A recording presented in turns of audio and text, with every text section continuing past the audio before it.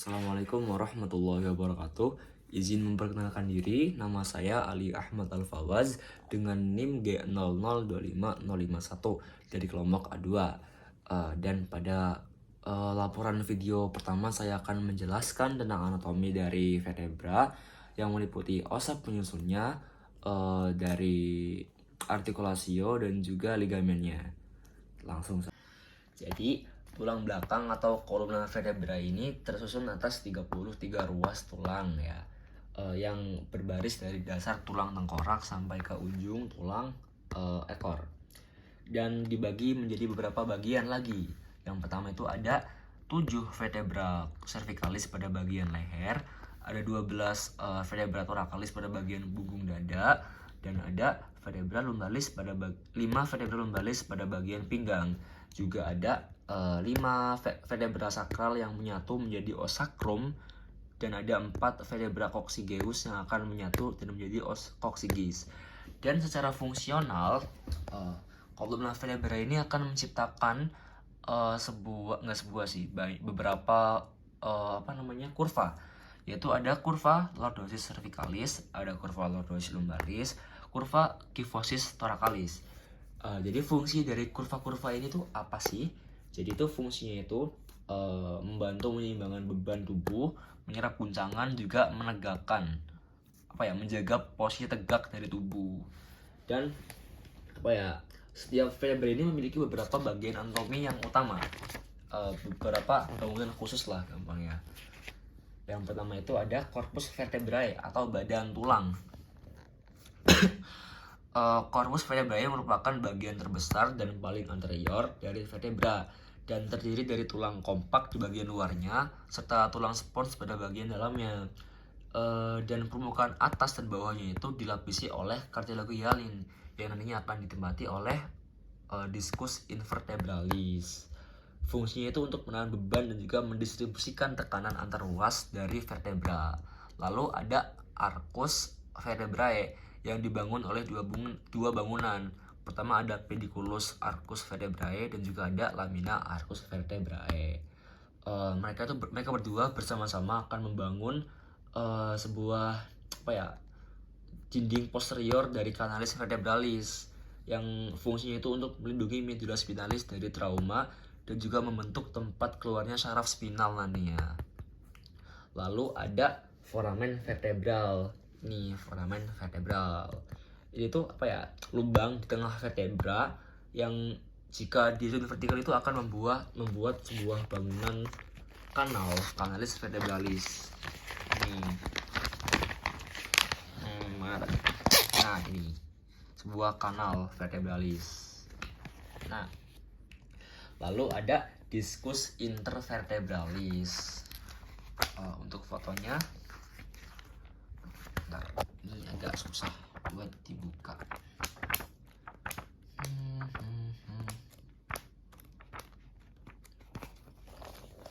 Discus intervertebralis ini tersusun atas dua bangunan. Ada annulus fibrosus, sebuah struktur fibrocartilago atau lapisan luar berserat dan yang mengelilingi dari si nucleus pulposus, inti yang kenyal. Fungsinya itu untuk meredam guncangan, dan juga menjaga kestabilan vertebra. Susah banget sih ini. Jadi discus intervertebralis ini tuh sebuah struktur fibrocartilago di antara corpus vertebrae yang terdiri dari annulus dan juga nucleus pulposus. Jadi annulus fibrosus itu sebuah lapisan berserat yang kuat yang mengelilingi nucleus pulposus atau inti kenyal yang berada di tengah dan berfungsi sebagai peredam guncangan dan memungkinkan fleksibilitas dari tulang belakang. Jadi kita pindah ke ligamentumnya. Untuk ligamentum ada beberapa. Yang pertama itu ada ligamentum longitudinal anterius. Ligamen ini terletak tepat di depan dari corpus vertebrae dan membentang dari tulang occipital sampai ke tulang sacrum dan berfungsi itu untuk mencegah hyperekstensi dari vertebra atau meregang ke belakang secara berlebihan lah. Lalu jika ada anterius maka ada posterius, ligamentum longitudinal posterius. Ini letaknya itu ada tepat di belakang dari corpus vertebra dan berada di dalam dari canalis vertebralis. Dan fungsinya itu untuk mencegah hyperfleksi atau pembungkukan ke arah depan secara berlebihan. Lalu ada ligamentum flavum. Ligamentum flavum ini fungsinya itu untuk menghubungkan satu lamina vertebra dengan lamina vertebra lainnya dan disusun oleh jaringan elastis yang berwarna kekuningan. Fungsinya yaitu untuk menegakkan tubuh kembali setelah kita melakukan fleksi dan juga menjaga elastisitas dari kolumna vertebrae. Ya. Lalu ada ligamentum intraspinal dan supraspinal. Ya, ini berada di processus spinosus kan ya. Fungsinya itu untuk menahan gerakan fleksi berlebihan dan juga menstabilkan punggung kita. Lalu ada ligamentum intertransversarium. Fungsinya itu untuk membatasi gerakan ke arah samping atau lateral secara berlebihan. Jadi ligamen udah selesai, kita masuk ke articulatio. Sini saya akan menjelaskan tentang articulatio vertebrae sacralis. Pertama ada articulatio atlanto-occipitalis. Jadi dari namanya aja kita kan udah tahu kan, atlanto-occipitalis berarti itu sendi yang menghubungkan antara os occipitalis dengan os atlas atau C1. Jadi articulatio atlanto-occipitalis ini termasuk ke sendi sinovial tipe kondilar atau elips yang memungkinkan gerakan fleksi dan juga ekstensi kepala seperti gerakan mengangguk lah contohnya.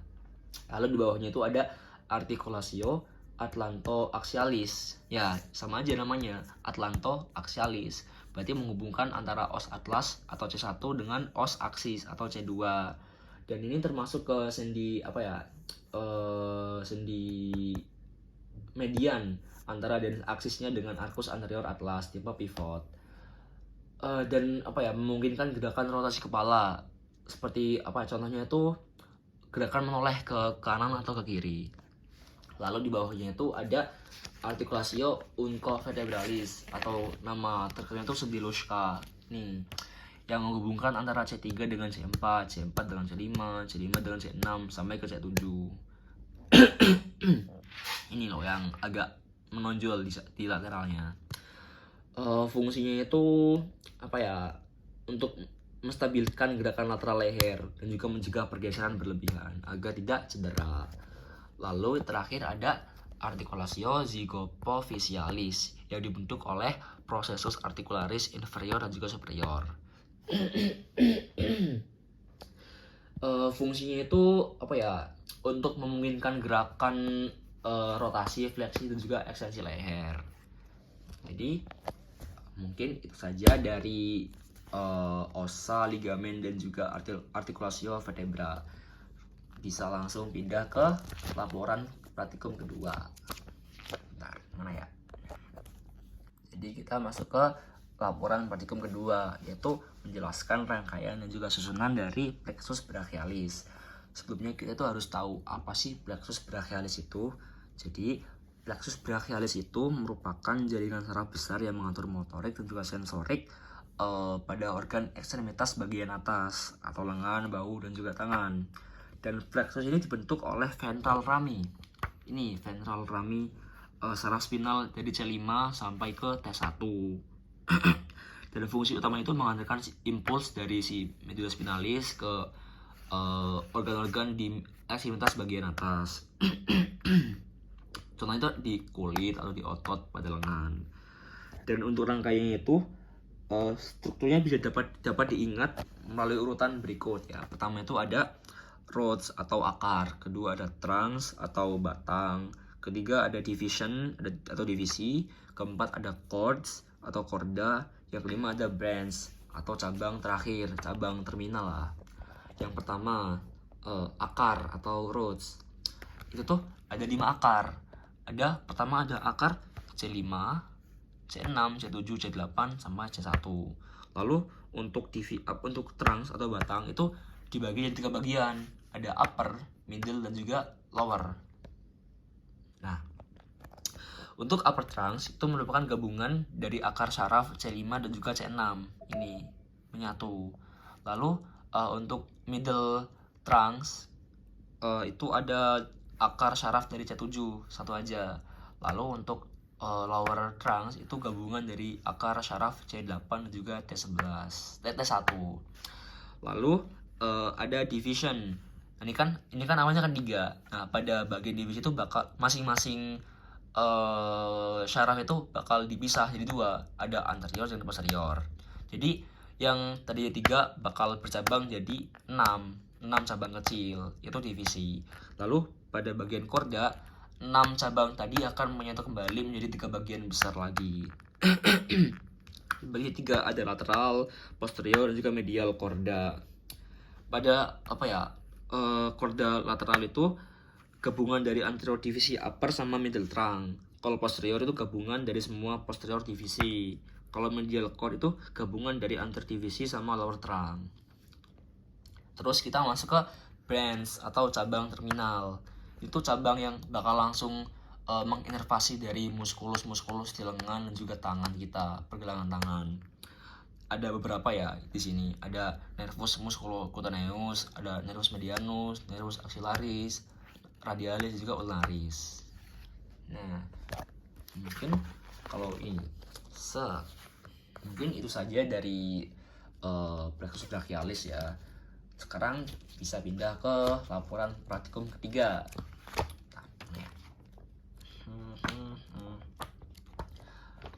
Regio femoralis.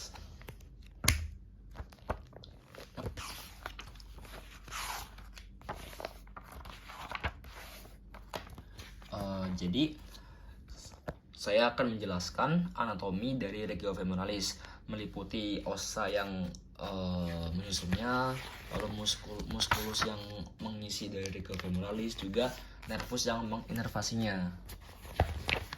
Untuk osa yang menyusunnya terutama itu ada os femur atau tulang pipa paling panjang, paling besar di tubuh manusia.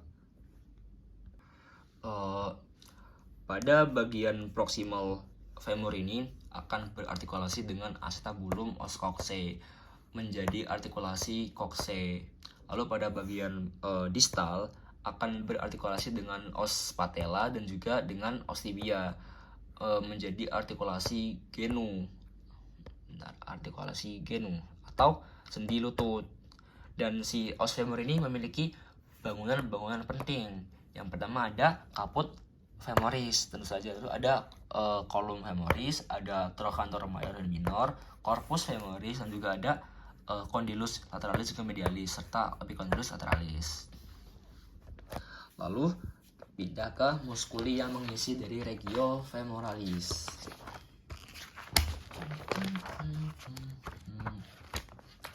Untuk memudahkan kita dalam mengingat muskulusnya, bisa kita bagi menjadi 3 kompartemen.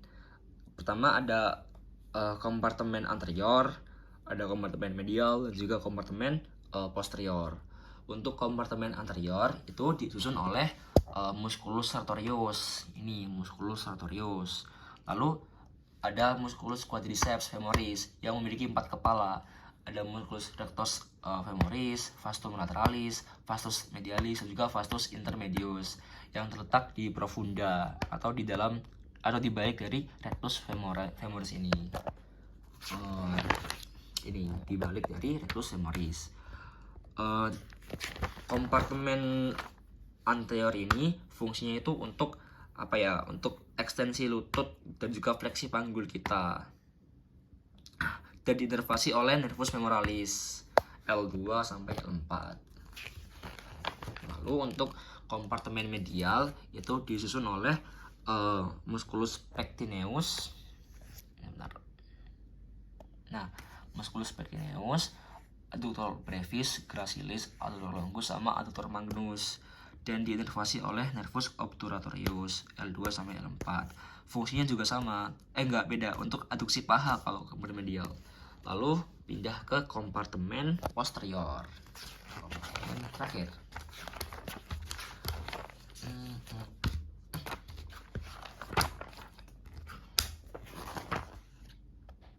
Kompartemen posterior ini disusun atau terdiri dari musculus semitendinosa, ada musculus bicefemoris yang ada 2 kepala, ada caput brevis sama caput longum, serta ada musculus semimembranosa.